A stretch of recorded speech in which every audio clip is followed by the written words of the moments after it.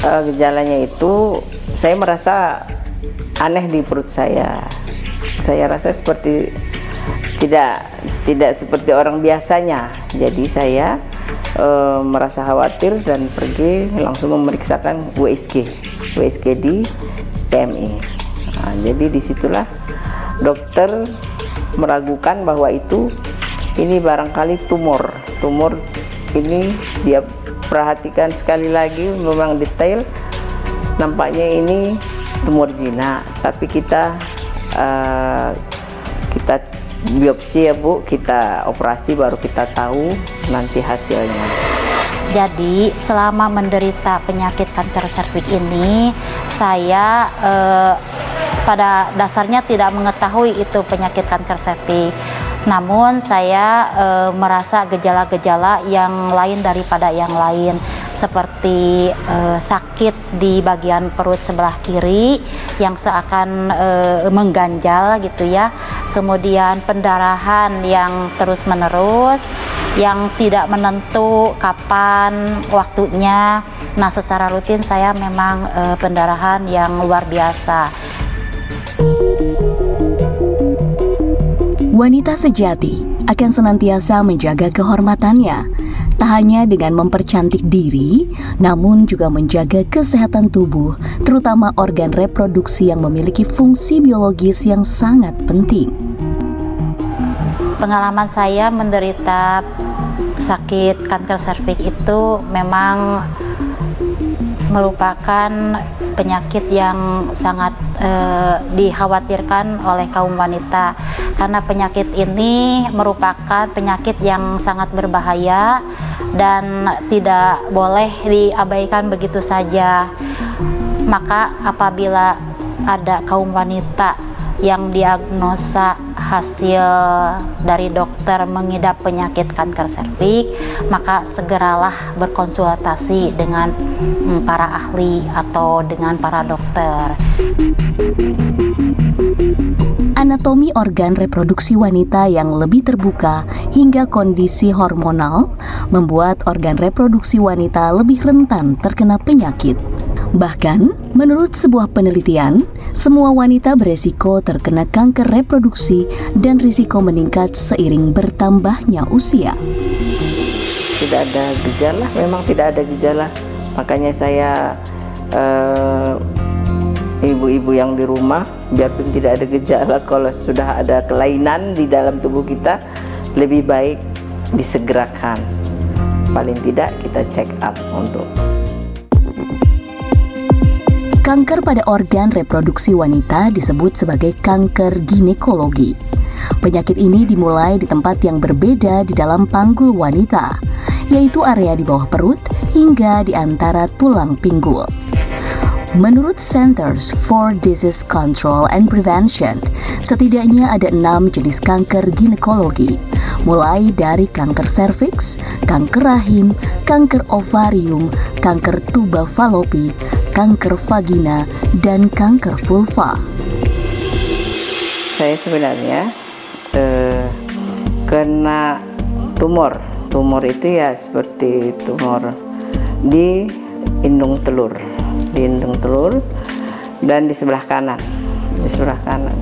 Itu di diameter hampir 5 kilo ya.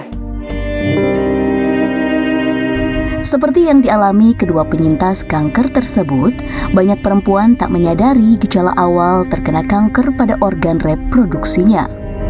Sehingga banyak yang berobat pada kondisi stadium lanjut.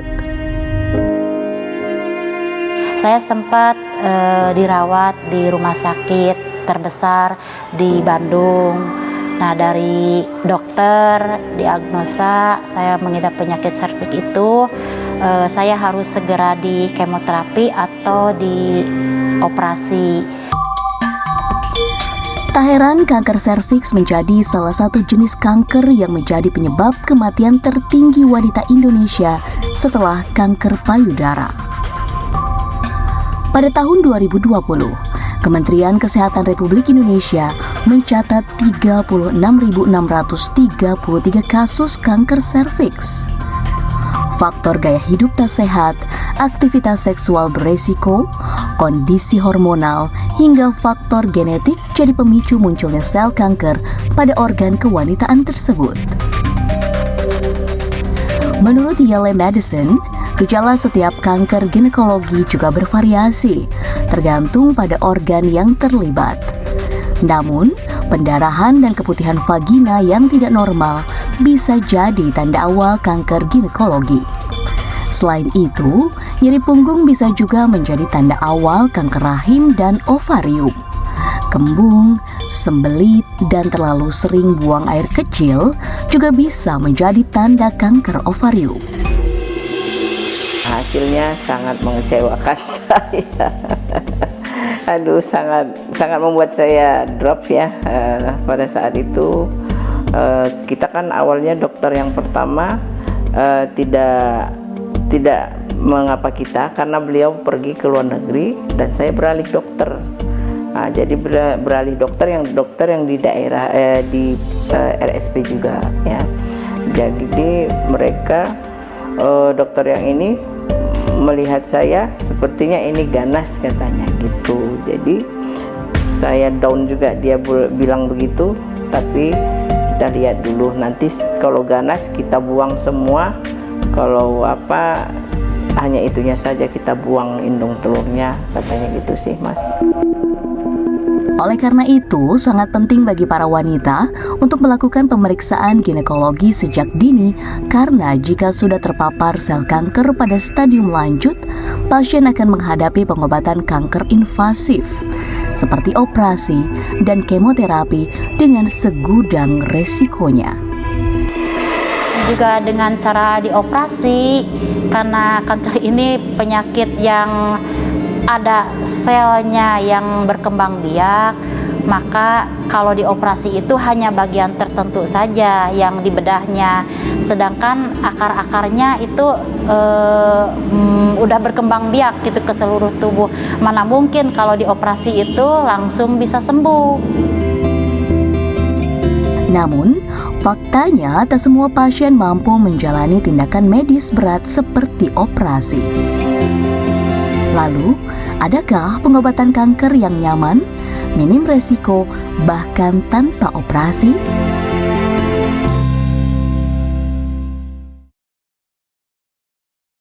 Ya saudara, itu dia tadi tayangan yang akan menjadi bahan pembahasan kita pada hari ini dengan tema Sembuhkan Kanker Tanpa Operasi. Kita akan membahasnya bersama dua dokter yang sudah hadir di sini. Ada Dr. Siska dan juga ada Dr. Julie dari Klinik Utama CMI Bandung. Namun kita akan membahas lebih dalam usai jeda. Jangan kemana-mana, tetaplah bersama kami dalam Bincang Kita.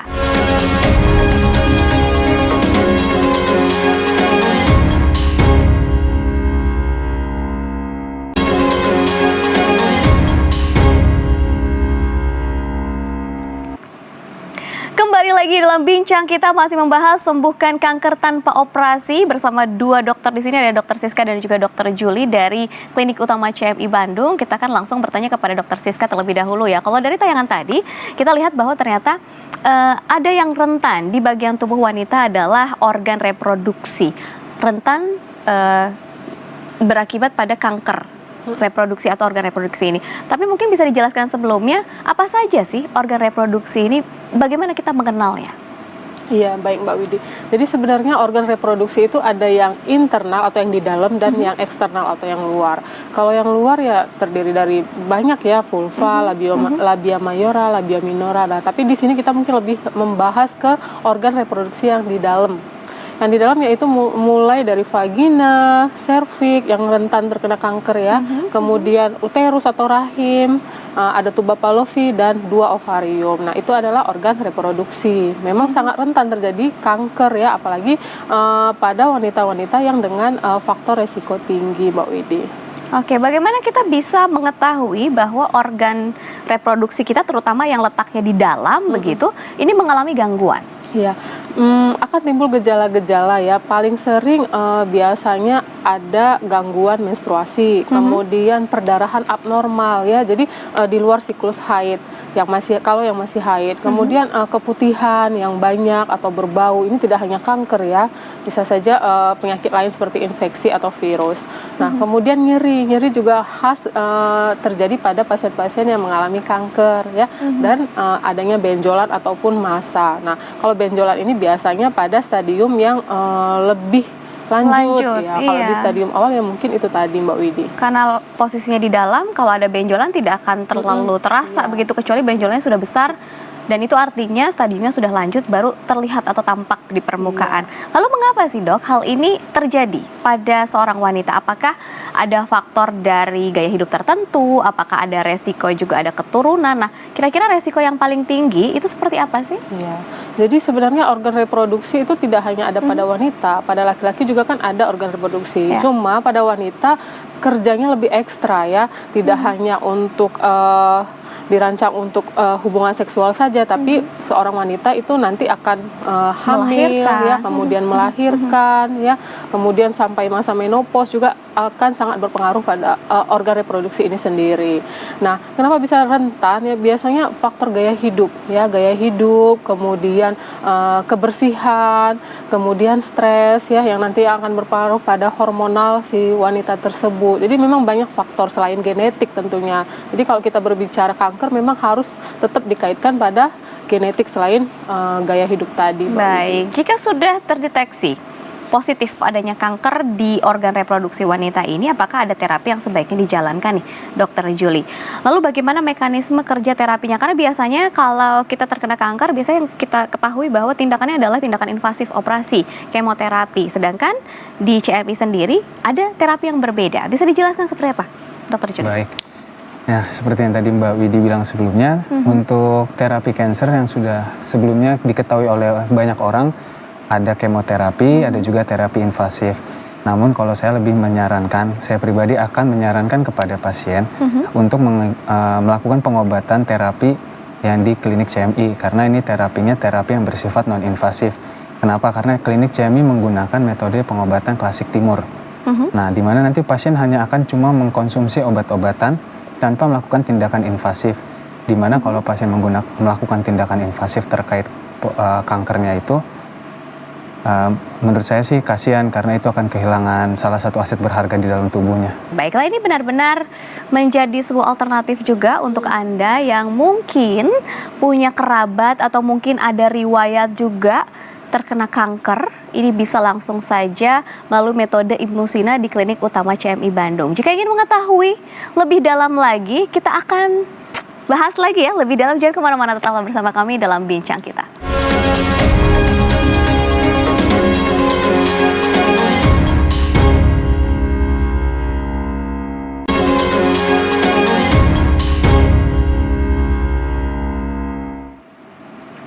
Terima kasih Anda masih bersama kami dalam Bincang Kita, dan kita masih membahas sembuhkan kanker tanpa operasi. Namun sebelum kita lanjutkan pembahasan ini, saya juga ingin mengingatkan kepada Anda saudara yang mungkin ingin mengenal lebih dalam lagi seperti apa sih sebenarnya Klinik Utama CMI Bandung ini, fasilitasnya seperti apa, metode pengobatan yang dilakukannya seperti apa, dan mungkin ingin mengetahui kisah sukses pengobatan pasien di Klinik Utama CMI Bandung, bisa langsung saja kunjungi media sosial CMI yang tertera di layar kaca Anda. Dan seperti janji saya tadi, saya juga akan memberikan informasi yang lebih mendalam mengenai pengobatan di Klinik Utama CMI Bandung, terutama untuk kasus pasien kanker. Seperti apa? Yuk kita lihat sama-sama melalui tayangan berikut ini. Kanker terjadi akibat pertumbuhan sel-sel abnormal yang ganas dan tidak terkendali di dalam tubuh. Penyakit ini diperkirakan sudah ada sekitar 3.000 sebelum Masehi. Karenanya, kanker jadi perhatian para dokter dan ilmuwan dunia karena efek yang ditimbulkan sangat mematikan. Jauh sebelum peradaban pengobatan modern tercipta, Ibnusina telah melakukan penelitian dan merancang komposisi obat untuk pengobatan kanker yang ditulis di dalam karya bukunya The Canon of Medicine Al-Qanun fil Al-Tib. Formulasi Ibnu Sina yang dikenal kehebatannya di seluruh dunia dijadikan dasar pengobatan di Canon Medicine Indonesia atau CMI Hospital.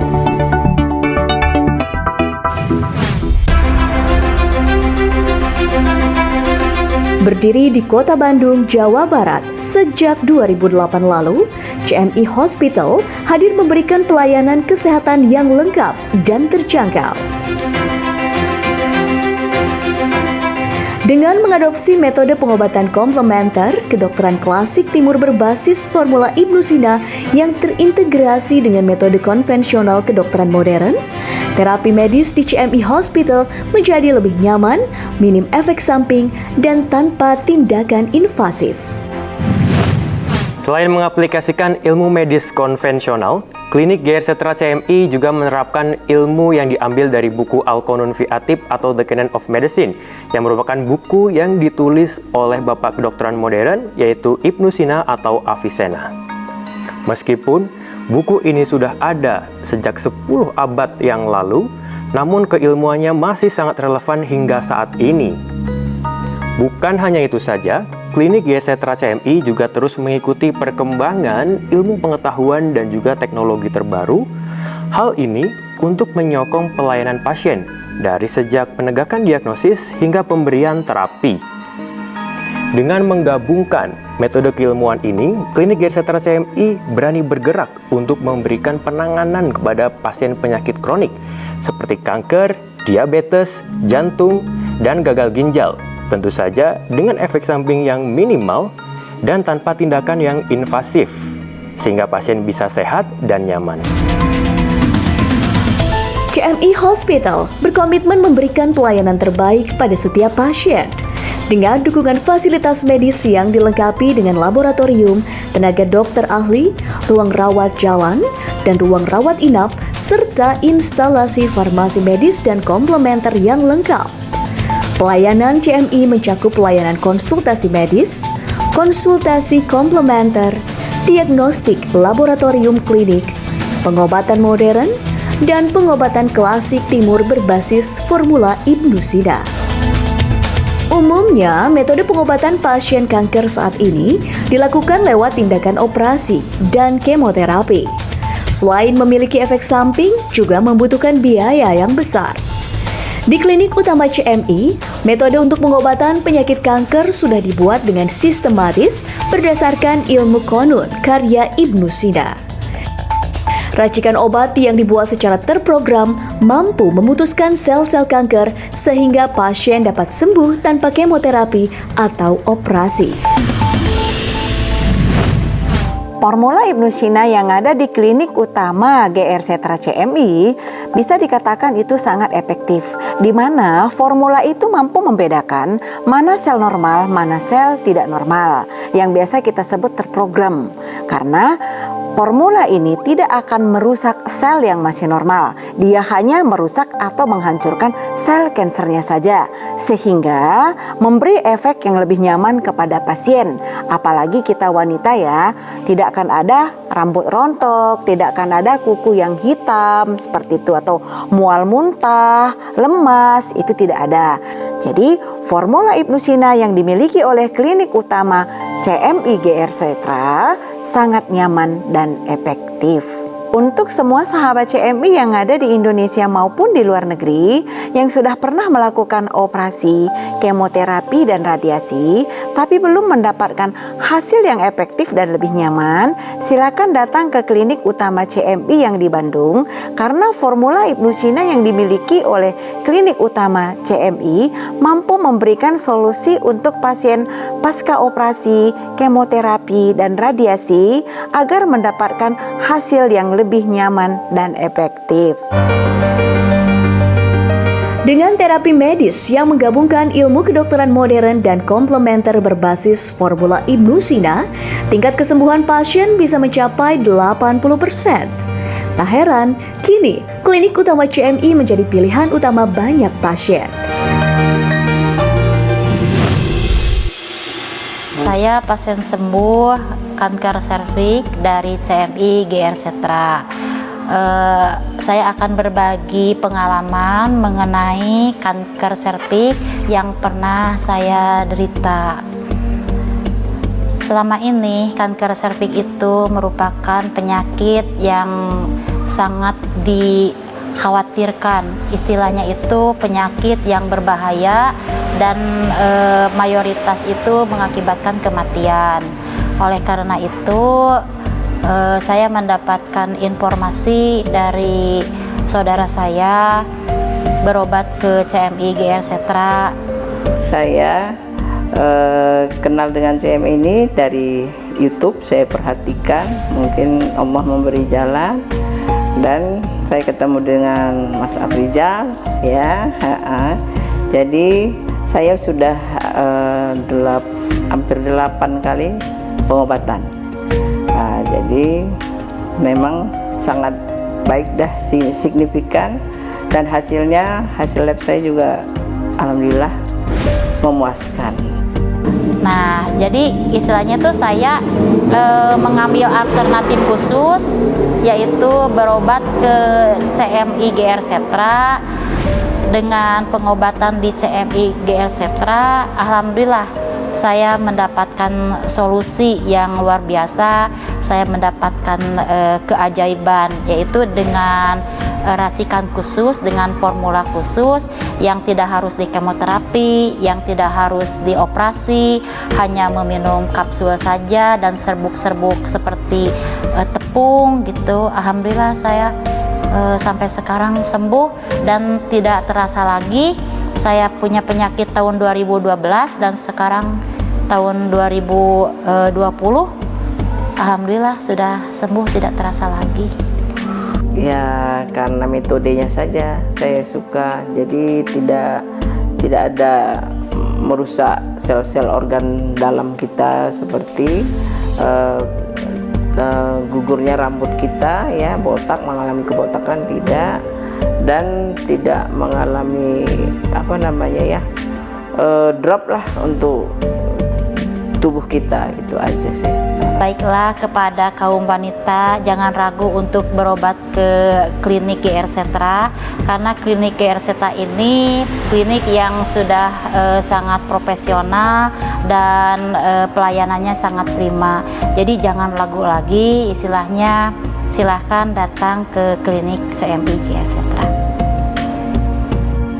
Marilah ibu-ibu, tidak usah bingung, tidak usah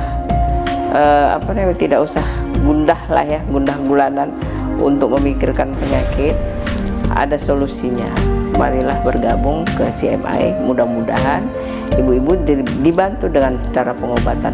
Ibnu Sina ini sangat baik sekali untuk ke tubuh kita, tidak merusak sel-sel kita. Alhamdulillah saya tidak merasakan apapun dari yang saya rasakan dari penyakit saya. CMI Hospital hadir memberikan solusi tak hanya untuk penderita penyakit kanker, namun juga penyakit mematikan lainnya seperti jantung, gagal ginjal, dan diabetes. Saya sangat mengapresiasi dan mendukung keberadaan klinik utama CMI yang memperkenalkan metode pengobatan komplementer terintegrasi. Sejalan dengan strategi WHO, peraturan pemerintah Republik Indonesia, dan peraturan Menteri Kesehatan Republik Indonesia. Semoga klinik utama CMI dapat menjadi pilihan yang baik, nyaman, dan dapat meningkatkan kualitas hidup pasien. Bila Anda sudah divonis menderita diabetes mellitus, tak perlu putus harapan. Segera konsultasikan dengan datang langsung ke klinik utama CMI di Jalan Tubagus Ismail 7, nomor 21, Kota Bandung, atau telepon di 022 253 1000 dan di nomor WhatsApp di 0812 2998 327. Baik, terima kasih Dr. Siska dan juga Dr. Julie atas informasinya. Semoga perbincangan ini bermanfaat bagi Anda nih saudara.